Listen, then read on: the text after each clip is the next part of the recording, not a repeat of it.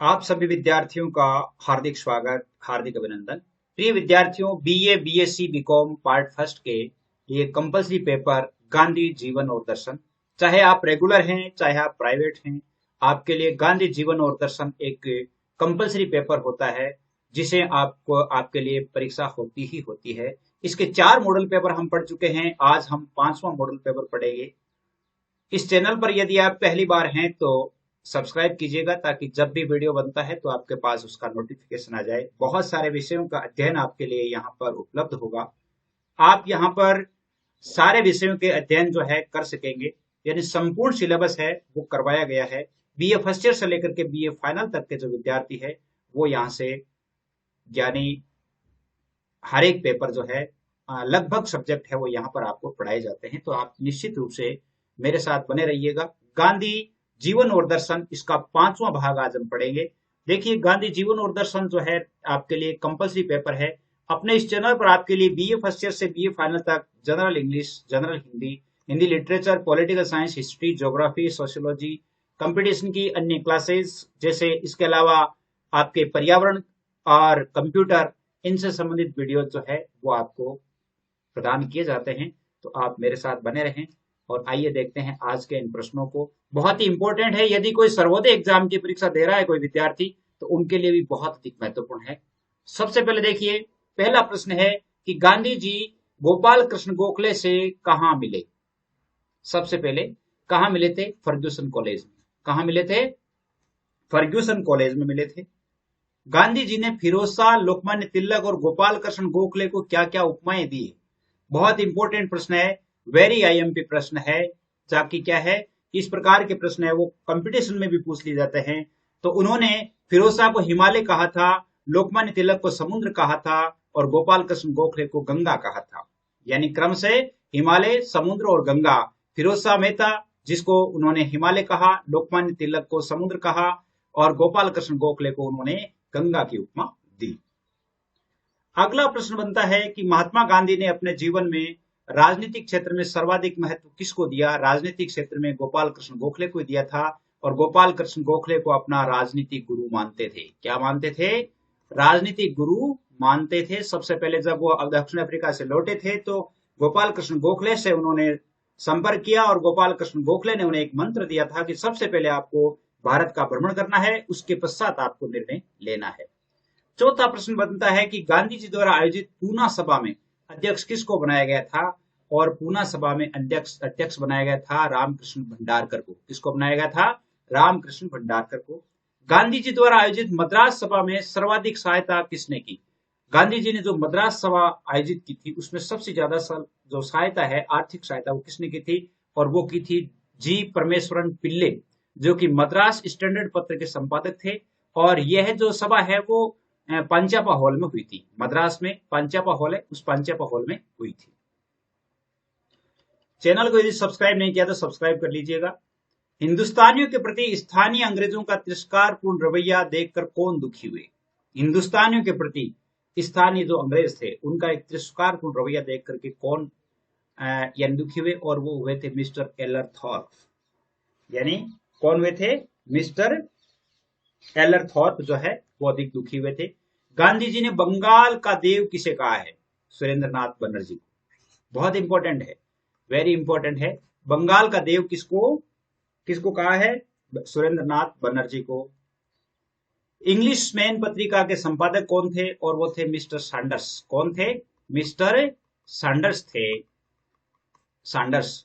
Mister Sanders को गांधी जी की कौन सी बातें अच्छी लगी थी?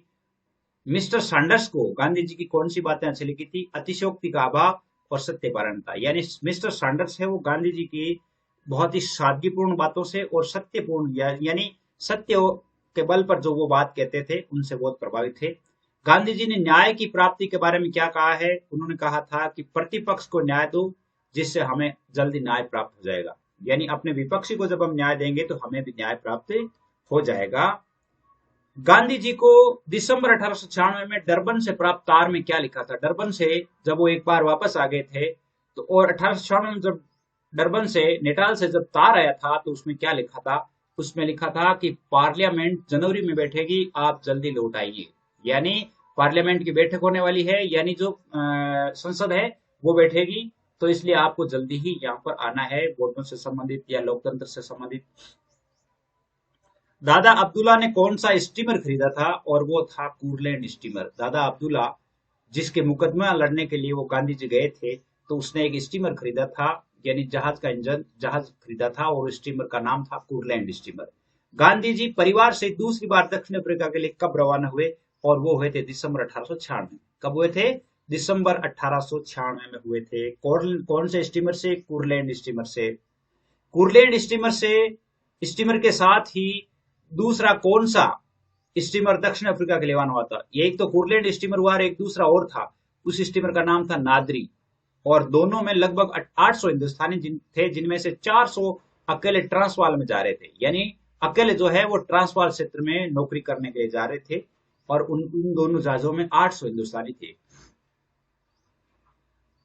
गांधी जी दूसरी बार डरबन कितने दिनों में पहुंचे थे? कितने दिनों में पहुंचे? 18 दिन में पहुंचे थे, लगभग 18 दिसंबर 1896 के आसपास। यानी जो है 1 दिसंबर मान लो इनका, दिसंबर 1896 मतलब 1 दिसंबर से रवाना हुए, तो 18 दिसंबर 1896 के आसपास वो वहां पर पहुंचे थे। 18 दिन उसको डरबन तक पहुंचने में लग गए थे। बंदरगाह में लंगर डालने के बाद स्टीमर को सबसे पहले किस रंग का झंडा फहराना होता था? और वो था पीले रंग का। सबसे पहले वहां पर पीले रंग का झंडा फहराया जाता, फिर वहां पर डॉक्टरी जांच होती, डॉक्टरी जांच के बाद ही वो पीला झंडा उतारा जाता था, तब तक वहां पर क्वारंटीन रखा जाता था। स्टीमर में सवार यात्रियों को डॉक्टर ने कितने दिन क्वारंटीन रखने की आज्ञा दी थी? 5 दिन तक, क्योंकि उसमें प्लेग चल रहा था, और उन्होंने कहा कि प्लेग के जो जीवाणु होते हैं वो लगभग 21 दिनों तक या 23 दिनों तक है वो शरीर में जीवित रहते हैं, इसलिए उन्हें क्या किया कि उनको 5 दिन और यहाँ रखा जाए, क्योंकि वो 18 दिन तो उन्हें हो गए थे, और लगभग 4-5 दिन और रहेंगे तो इनके प्लेग के जीवाणु वो खत्म हो जाएंगे। दूसरा एक कारण ये भी था कि गोरे हिंदुस्तानियों को लौटने का कह रहे थे, यानी गोरे हैं वो हिंदुस्तानियों को कह रहे थे कि आप यहाँ से लौट जाओ, आपको यहाँ नहीं रहना है, इसलिए वो कह रहे थे, इसलिए भी उनके जहाज को रोका गया था। दक्षिण अफ्रीका की दूसरी यात्रा के समय गांधी जी पर क्या आरोप लगाए गए थे? गांधी जी को जब वहां पर रोका गया था तो उसके विरुद्ध आरोप क्या थे? गांधी जी पर आरोप थे हिंदुस्तान में नेटालवासी गोरों की निंदा करना, दूसरा कुरलैंड और नादे स्टीमर पर लाना। उन्होंने कहा कि कुरलैंड और नादे स्टीमर में लगभग तुम 800 हिंदुस्तानी लेकर के आ गए हो, और वहां हिंदुस्तान में जाकर के नेटाल के जो गोरे हैं उनकी आपने निंदा की है, यानी हिंदुस्तान में जाकर के नेटाल के गोरों की। तो ये सारी बातें हैं वो हमें पसंद नहीं है, इसलिए हम आपको यहाँ नहीं रहने देंगे, इसलिए उन्होंने वहां पर विरोध किया था।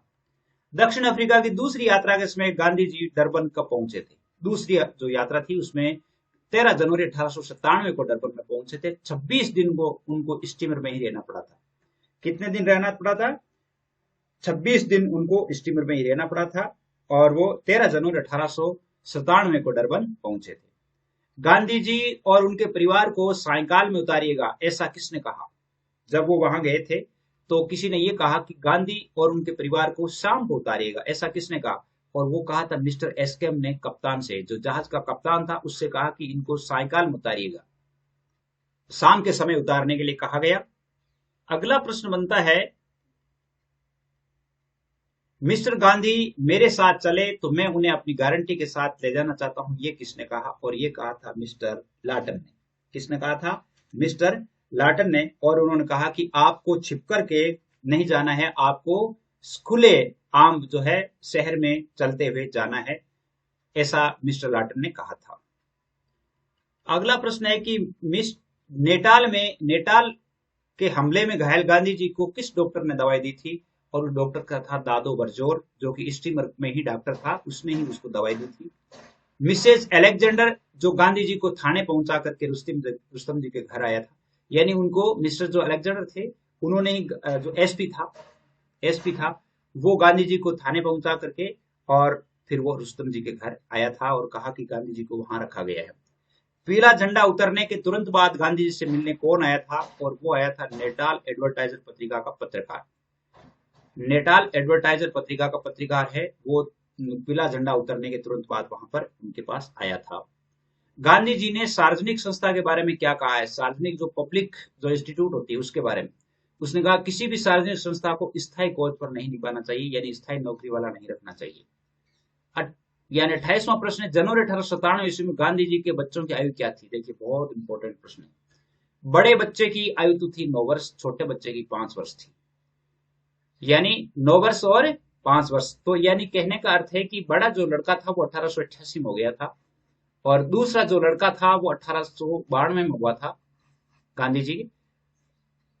तो ये यहाँ पर 5 वर्ष के थे, और उनके साथ में एक भांजा था जिसकी आयु 10 वर्ष थी। डरबन में अपने बच्चों की शिक्षा के लिए कितना वेतन देकर के उन्होंने एक टीचर रखी थी? 7 पाउंड देकर के। गांधी जो है अपने बच्चों को शिक्षा देने के लिए 7 पाउंड देकर के वहां एक टीचर रखी। सेंट एडम्स मिशन के सर्वे सर्वा कौन थे? डॉक्टर बूथ थे। एडम्स मिशन के सर्वे सर्वा कौन थे? डॉक्टर बूथ थे। माँ ने शिखामण यानी माता को सीख पुस्तक किसने लिखी? माता को सीख, और वो लिखी थी डॉक्टर त्रिभुवन दास ने, जो कि प्रसव क्रिया से संबंधित थी। डॉक्टर त्रिभुवन दास ने ये लिखी थी माँ ने शिखामण। बोवर युद्ध के बाद नेटाल में कौन सा विद्रोह हुआ? और वो हुआ था जुलू विद्रोह। कौन सा विद्रोह हुआ था? जुलू विद्रोह। इसके बाद है, जुलू विद्रोह के समय गांधी जी कहां थे? और वो थे जोहान्सबर्ग में वकालत कर रहे थे। क्या कर रहे थे? जोहान्सबर्ग में वकालत कर रहे थे। त्याग ना टकेरे बैराग बिना पंक्ति के रचयिता कौन है? निकुलानंद है। निकुलानंद। गांधी जी ने ब्रह्मचर्य का व्रत कब किया? ये सबसे इंपॉर्टेंट प्रश्न है। 1906 ईस्वी में उन्होंने ब्रह्मचर्य रखने का जो है पालन शुरू किया। और गांधी जी ने ब्रह्मचर्य का व्रत कहां लिया था? फिनिक्स आश्रम में लिया था। कहां पे लिया था? फिनिक्स आश्रम में। और गांधी जी जो है, गांधी जी के अनुसार संपूर्ण ब्रह्मचर्य पालन का अर्थ क्या है? वो है ब्रह्म दर्शन। क्या अर्थ है? ब्रह्म दर्शन है। इसके बाद 38वां प्रश्न है, यह एक 80 धारा व्रत है। गांधी जी ने किस व्रत के लिए कहा है? ये ब्रह्मचर्य व्रत के लिए कहा है। यह एक 80 धारा, यानी ब्रह्मचर्य को उन्होंने कौन सा व्रत कहा है? 80 धारा व्रत कहा है, यानी यूं कह सकते हैं कि तलवार पर चलने के समान है। गांधी जी ने आहार विषय क्या टिप्पणी की है? आहार के बारे में वो लिखे हैं कि आहार कम होना चाहिए, शुद्ध होना चाहिए, बिना मिर्च मसाले का होना चाहिए। आहार कम खाएं, शुद्ध खाएं और बिना मिर्च मसाले का खाएं, ये बात उन्होंने कही थी। 40वां प्रश्न है, गांधी जी के अनुसार ब्रह्मचारी का आहार क्या है? और वह है वन पक्व फल फूल। उन्होंने कहा कि गांधी जी ने कहा कि अगर ब्रह्मचारी है तो उसे वन में पके हुए फल फूल खाने चाहिए। और गांधी जी ने 6 वर्ष तक जो है इस ब्रह्मचर्य आहार का सेवन भी किया था। गांधी जी के अनुसार कौन सा आहार ब्रह्मचर्य पालन में बाधक है? ब्रह्मचर्य व्रत का पालन करने में दुग्ध आहार। उन्होंने कहा कि दूध जो लेना है, दूध जो है वो ब्रह्मचर्य व्रत में के पालन में बाधक होता है। गांधी जी ने ब्रह्मचर्य पालन का आवश्यक अंग किसे कहा है? उन्होंने कहा है व्रत या उपवास। यदि कोई व्यक्ति व्रत या उपवास रखता है तो वह व्यक्ति जो है ब्रह्मचर्य का आसानी से पालन कर सकता है। महादेव गोविंद रानाडे ने किसे प्रसादी रूप में दुपट्टा दिया था? और दुपट्टा दिया था गोपाल कृष्ण गोखले को। किसको दिया था? गोपाल कृष्ण गोखले को। गांधी जी यानी उनके अनुसार रेड क्रॉस का क्या अर्थ है? लाल स्वास्तिक जो होता है, लाल स्वास्तिक, इस प्रकार ये रेड क्रॉस का अर्थ है। 45वां प्रश्न है कि लॉर्ड रॉबर्ट्स के पुत्र लेफ्टिनेंट रॉबर्ट्स को प्राणघातक चोट कहां लगी थी? और वो लगी थी चिवली की छावनी में। चिवली की जो छावनी थी वहां पर लगी थी। भारत में दूसरा भयंकर अकाल कब पड़ा था? 1899 में पड़ा था। पहला पड़ा था 1856 में, दूसरा पड़ा था 1899 में। और यानी अपने इस कृत्य पर कभी पश्चाताप नहीं हुआ। गांधी जी ने किस कार्य के लिए कहा है? और वो कहा 1896 से 1901 ईस्वी में प्राप्त विदाई भेंट में प्राप्त धन को सार्वजनिक कार्य हेतु लगाने पर 1896 में आए थे और एक बार 1901 में आए थे। इन दोनों समय उनको जो विदाई में जो धन प्राप्त हुआ था, उन्होंने उस धन को कहां लगा दिया था? सार्वजनिक कार्य हेतु लगा दिया था। अगला प्रश्न है कि गांधी जी दक्षिण अफ्रीका से दूसरी बार भारत कब लौटे थे? दूसरी बार 1901 ईस्वी में आ गए थे। कब आए थे? 1901 ईस्वी में। कई जगह 1902 ईस्वी भी मिलता है। 1901 और 2 दोनों तिथियां मिलती है। गांधी जी ने दक्षिण अफ्रीका से भारत आते समय मॉरिशस के किस गवर्नर से भेंट की थी? दक्षिण अफ्रीका से वो भारत आ रहे थे तो मॉरिशस के कौन से गवर्नर से भेंट की? और वो की थी चार्ल्स ब्रूस से। कौन से गवर्नर से? चार्ल्स ब्रूस से। कांग्रेस कलकत्ता अधिवेशन 1901 का अध्यक्ष कौन था? और वो था दिनसा एडलजी वाछा। कौन थे? दिनसा एडलजी वाछा।